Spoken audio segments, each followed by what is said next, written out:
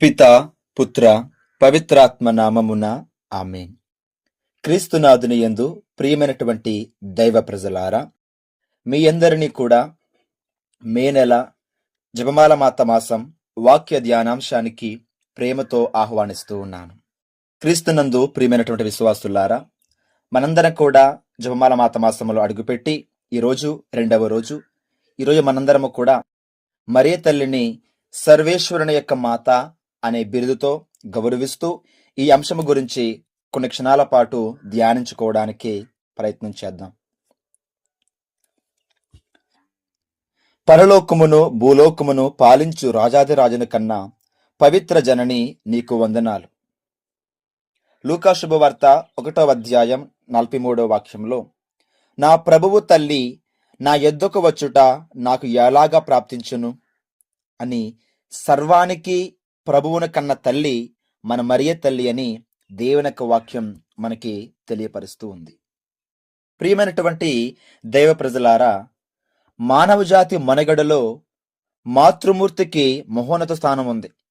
సకల సృష్టి స్థితిలయ కారకుడైన స్వర్గలోక ప్రభువు దూతల సమూహములచే నిత్యము ఆరాధనను అందుకొను విభుడు సూర్య చంద్ర నక్షత్రములను నిర్దిష్ట స్థానములో నిలిపి ప్రకాశింపజేయు సర్వశక్తిశాలి తన మహిమ ప్రభావములను వీడి మార్యలోకములోని సామాన్య మానవుడై సామాన్యురాలైన ఒక తల్లికి బిడ్డగా ఈ లోకములో జన్మించారు.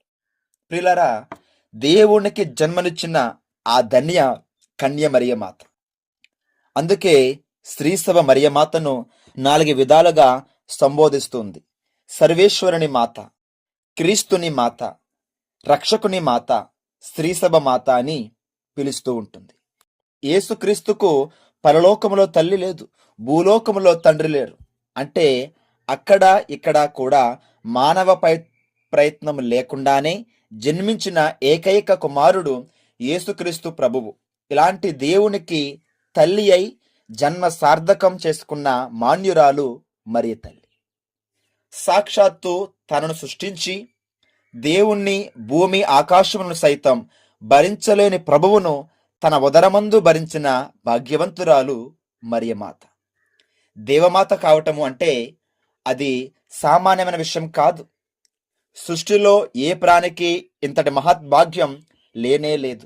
అందుకే దేవదూత ప్రార్థనలో బిరుదులన్నిటికంటే సర్వేశ్వరుని మాత అన్న బిరుదు చాలా సమున్నతమైన నామం. అందుకే సమస్త జాతులు జనులు తల్లి మరియను ధన్యురాలను పిలుస్తారని లూకా శుభవార్త 1:43లో మనకి బైబిల్ గ్రంథం సెలవిస్తూ ఉంది. అయితే మనం చరిత్రలోకి వెళ్తే ఈ విషయం గురించి మరియమాత యేసు ప్రభువుని కన్న తల్లి అని సువార్తలు తెలుపుతూ ఉన్నాయి. అయితే మరియ యేసు తల్లి అన్న సత్యాన్ని అందరూ అంగీకరించలేదు.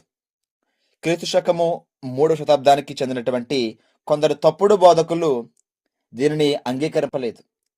రక్తమాంసములతో కూడిన దేహం అపవిత్రమైంది, పవిత్రుడైన దేవుడు అపవిత్రమైన మానవ దేహాన్ని ఆశ్రయించడు, కనుక మరియ దేవునికి తల్లి కాలేదు అని వారి వాదన. కానీ వారి వాదనకు సరైన సమాధానంగా మనకి బైబిల్ గ్రంథములో అనేక వచనాలు కనిపిస్తూ ఉన్నాయి. యేసు తల్లి మరియయే అని ఆ వచనాలు మనకి సాక్ష్యమిస్తూ ఉన్నాయి. ఎందుకంటే యేసు దేవుడని మనం నమ్ముతున్నాం కనుక ఆ యేసుకు తల్లి అయిన మరియను దేవుని తల్లిగా చెప్పడంలో ఎట్లాంటి తప్పు లేదు. 3-4 శతాబ్దాల మధ్యకాలంలోనే పునీత అథనాయిస్ గారు, గ్రెగోరీ గారు దేవుని తల్లి అంటూ మరియమాతను మనసారా కీర్తించారు, గౌరవించారు. క్రీస్తు శకము 431వ సంవత్సరంలో ఎఫెసు సమావేశములో మరియమాతను దేవుని తల్లిగా ప్రకటించారు. క్రీస్తు శకము 4వ శతాబ్దంలో ఈ విషయమై అనేక వాదోపవాదాలు జరిగాయి. మరియమాత దేవుని తల్లి కాదని నెనోరియస్ మరియు దేవుని తల్లి అని అలెగ్జాండ్రియా, సిరిల్ వాదోపవాదాలకు దిగారు.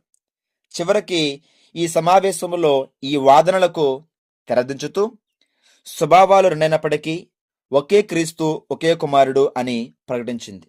పునీత సిరిల్ సిద్ధాంతాన్ని సమర్థించింది. ఇదే భావంతో కథోలిక సమాజం అంతా కూడా మరియ తల్లి, దేవుని తల్లి అని పిలుస్తూ ఉన్నారు. దీని గురించి మనకి పవిత్ర బైబిల్ గ్రంథములోని కొన్ని ఆధారాలని చూడడానికి ప్రయత్నం చేద్దాం. మరియ తల్లి సర్వేశ్వరుని యొక్క మాత అని తెలియపరచడానికి ఉన్న ఆధారాలు. యెషయా గ్రంథం 7వ అధ్యాయం 14వ వాక్యం. కన్య గర్భవతి అయి ఉన్నది, కుమారుని కనును, అతనికి ఇమ్మానుయేలు అని పేరు పెట్టెను. మనకి ఈ వచనం మత్తయి శుభవార్తలో నెరవేరడం గురించి మనం చదువుకుంటూ ఉన్నాం. అలాగే లూకా శుభవార్త 1వ అధ్యాయం 28 అలాగే 31 వాక్యాలు. దేవదూత మరియమ్మతో, అనుగ్రహ పరిపూర్ణురాల, నీకు శుభం, ఏలిన వారు మీతో ఉన్నారు. ఇదిగో, నీవు గర్భము ధరించి కుమారుని కనుదువు, ఆ శిశువునకు యేసు అని పేరు పెట్టుము. చూడండి బిడ్డలారా, ఇంత అర్థవంతంగా కళ్ళకి కట్టునట్లుగా దేవుని యొక్క వాక్యం మనకు సాక్ష్యమిస్తున్నప్పుడు మనం నమ్మాలి, మరియమాత దేవుని తల్లి. లూకా శుభవార్త 1వ అధ్యాయం 43వ వాక్యం మనం అందులో విన్న వాక్యం. నా ప్రభువు తల్లి నా వద్దకు వచ్చుట ఎలాగ ప్రాప్తించును? ఎవరు చెప్తున్నారు ఈ మాట? ఎలిజబెత్ అమ్మ చెప్తున్న మాట. ఇదిగో నా ప్రభువు తల్లి అంటే ఎవరి తల్లి? దేవుణ్ణి కన్న తల్లి నా వద్దకు వచ్చుట నాకు ఎలాగ ప్రాప్తించని చెప్పేసి పవిత్ర ఆత్మ చేత నింపబడినటువంటి ఒక స్త్రీ చెప్తున్నటువంటి సాక్ష్యం ప్రేమైన సహోదరులారా. అలాగే మత్తయి శుభవార్త 2వ అధ్యాయము 11వ వాక్యం మనం చదివితే, తల్లి మరియతో ఉన్న బిడ్డను చూచి సాష్టాంగపడి వారు ఆరాధించిరి. ఎవరు? ఈ ముగ్గురు రాజులు కూడా ఎప్పుడైతే వాళ్ళలో వెతుక్కుంటూ ప్రభుని ఆశ్రయించారో ఆ స్థలములందు వేసి ఉన్నటువంటి మరియ తల్లిని, అలాగే తొట్టిలో పన్నున్నటువంటి శిశువును చూచి వారు సాష్టాంగపడి ఆరాధించిరి. ప్రియమైన సోదరులారా, చూడండి, ఇన్ని రకాల ఆధారాలు, ఇన్ని వాక్యాలు మనం చూపిస్తున్నప్పటికీ చాలా మంది మరియమాత ఎలా దేవమాత అవుతారు అనే ప్రశ్నని వేస్తూ ఉంటారు. క్రీస్తులో 2 స్వభావాలు ఉన్నాయి. ఆయన నరుడు, దేవుడు. అయినా ఆ క్రీస్తు ఇద్దరు వ్యక్తులు కాదు, ఒకే వ్యక్తి. ఆయన దేవుడు, మానవుడు. ఆయన క్రీస్తు దైవవాక్కు మానవ దేహాన్ని స్వీకరింపగా క్రీస్తు ఆవిర్భవించారు.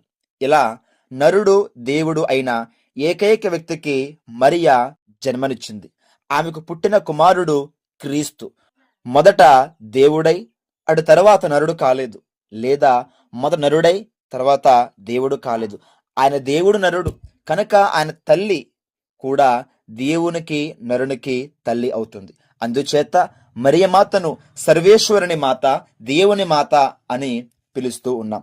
ఇలా సర్వేశ్వరుని మాత కావటం కోసం మరియా పాపము లేకుండగా నిష్కలంకముగా జన్మించారు. ఇందుకోసమే ఆమె కన్యకగా ఉండి ప్రభువుకు తన హృదయాన్ని సంపూర్ణంగా సమర్పించారు. సకల వరప్రసాదాలు పొంది సుందరమైన వధువుగా మార్చుకున్నారు మరియ తల్లి. 1856వ సంవత్సరంలో పునీత డొమినిక్ సావియో గారు పునీత డాన్ బోస్కో గారిని సమీపించి ఇంటికి వెళ్ళడానికి అనుమతిని ఇమ్మని అర్థించారు. అప్పుడు పునీత బోస్కో గారు, ఏ కారణం చేత నీ ఇంటికి వెళ్ళదలిచావు అని అడిగారంట. స్వామి, ఇప్పుడు నా తల్లి తీవ్రమైన అనారోగ్యంతో బాధపడుచుంది. నేను వెళ్ళి నా తల్లికి స్వస్థపరచాలని తల్లి మరియను ఆదేశిస్తున్నాను అని పునీత డొమినిక్ గారు చెప్పారు. అప్పుడు అక్కడే ఉన్న ఒక వ్యక్తి, మరియమాత మీద గల భక్తి వల్ల దైవభక్తి కుంటుపడుతుంది అన్నాడంట. అందుకు పునీత బోస్కో గారు ఆ వ్యక్తి మందలిస్తూ, విశ్వమంతా దేవుని గురించి చెప్తున్నారు, విశ్వవిభుడే మరియనందు నివాసం ఏర్పరచుకున్నప్పుడు అటు విశ్వాసం గాని, అటు విశ్వం గాని, ఇటు మరియను గాని దేవుణ్ణి ఎలా మరిపిస్తారు? నిజానికి వారే దేవుని గురించి మనకు ఎక్కువగా గుర్తు చేస్తారు అన్నారంట. అనంతరం పునీత డొమినిక్ గారు కోరినట్లే ఆయన ఇంటికి వెళ్ళడానికి అనుమతించారు. పునీత డొమినిక్ గారి ఇంటికి వెళ్ళి వచ్చేసరికి తల్లి మంచం పట్టి ఉంది. తండ్రి వైద్యుని పిలవడానికి వెళ్లారు. అప్పుడు పునీత డొమినిక్ గారు మరియమాత బాలయేసుని తన హృదయానికి హత్తుకుని ఉన్న చిన్న చిత్రపటాన్ని తల్లి మంచం దగ్గర ఉంచి ప్రార్థన చేయగా జబ్బు తగ్గుముఖం పట్టింది. తల్లి లేచి కూర్చుంది. ఈ అద్భుతం చూసిన వారంతా కూడా ఆశ్చర్యపోయారు. పునీత డొమినిక్ గారు సర్వేశ్వరుని మాత పట్ల భక్తిగల విశ్వాసమును చూచి అందరూ కూడా ఆశ్చర్యపడ్డారు. ఆ కాలం నుండి మరింత ఎక్కువగా మరియ తల్లి దేవుని మాత అన్న గొప్ప సత్యం ప్రపంచానికి వెల్లడైంది. నేడు మరియ తల్లి దేవుని మాత అని అనేక దేవాలయాలు, అనేక పుణ్యక్షేత్రాలు, అనేక కళాశాలలు, రకరకాల సంస్థలు స్థాపించబడి చాలా గొప్పగా మరియ తల్లి యొక్క మధ్యస్థ ప్రార్థనతో, దేవుని యొక్క కనికరముతో అవన్నీ కూడా నడిపించబడుతున్నాయి. ప్రియమైనటువంటి దైవ ప్రజలారా, కాబట్టి ఆ మరియ తల్లిని దేవుని తల్లిగా గుర్తిద్దాం. మన గురించి ప్రార్థించమని ఆ తల్లి దగ్గర ప్రార్థించుకుంటూ మన జీవితాలని ఆ తల్లిలాగా అభివృద్ధిపరచమని, బలపరచమని ఆ ప్రభువును ప్రార్థించుకుందాం. అటువంటి కృప మనందరికీ ప్రభు దయచేయునుగాక. ఆమేన్. ప్రభు మీతో ఉందురుగాక, మీ ఆత్మతోనూ ఉందురుగాక. త్రిత్వేక సర్వేశ్వరుడు, పిత, పుత్ర, పవిత్రాత్మ దేవుడు మనలందరినీ దీవించి కాచి కాపాడునుగాక. Amen. God bless you all.